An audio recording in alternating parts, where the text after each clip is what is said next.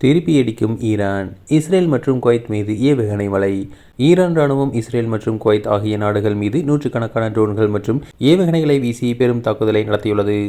அமெரிக்க அதிபர் டொனால்ட் ட்ரம்பின் 48 மணி நேர கெடு முடிவடைய உள்ள நிலையில் இந்த தாக்குதல் மத்திய கிழக்கு பகுதியில் பெரும் பதற்றத்தை உருவாக்கியுள்ளது. குவைத்தில் உள்ள முக்கிய எண்ணெய் மற்றும் மின்சார கட்டமைப்பு குறிவைத்து ஈரான் தாக்குதல் நடத்தியுள்ளது. குவைத்தின் சுவைக் எண்ணெய் துறை வளாகத்தில் ஈரானின் ட்ரோன் மோதியதில் பெரும் தீ விபத்து ஏற்பட்டுள்ளது. அங்குள்ள 2 மின் உற்பத்தி நிலையங்கள் மற்றும் கடல் நீரை குடிநீராக்கும் ஆலைகள் கடுமையாக சேதமடைந்துள்ளன. இதனால் 2 மின் அலகுகள் செயல்பாட்டை இழந்துள்ளதாக குவைத் மின்சார அமைச்சகம் தெரிவித்துள்ளது.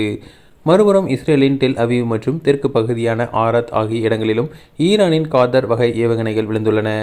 ஆரத் நகரில் உள்ள குடியிருப்பு கட்டிடங்கள் மீது ஏவுகணைகள் விழுந்ததில் பலர் காயமடைந்துள்ளதாகவும் கட்டிடங்கள் பலந்த சேதமடைந்துள்ளதாகவும் தகவல்கள் தெரிவிக்கின்றன. இஸ்ரேலின் வான் பாதுகாப்பு அமைப்புகள் பல ஏவுகணைகளை இடைமறித்து அளித்தாலும் சில ஏவுகணைகள் நிலத்தில் விழுந்து பாதிப்பை ஏற்படுத்தியுள்ளன. அதிபர் ட்ரம்பின் 48 மணி நேர இறுதி எச்சரிக்கையை ஈரான் ராணுவம் அடியோடு நிராகரித்துள்ளது.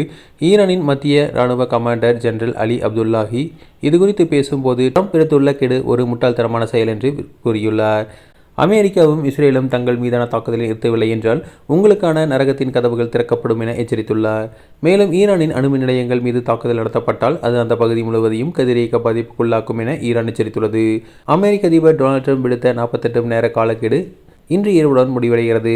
ஒருவேளை ஈரான் பேச்சுவார்த்தைக்கு வராவிட்டால் ஈரானின் அனைத்து எரிசக்தி மையங்களையும் அளிக்க தயார் நிலையில் இருப்பதாக அமெரிக்காவும் இஸ்ரேலும் தெரிவித்துள்ளன.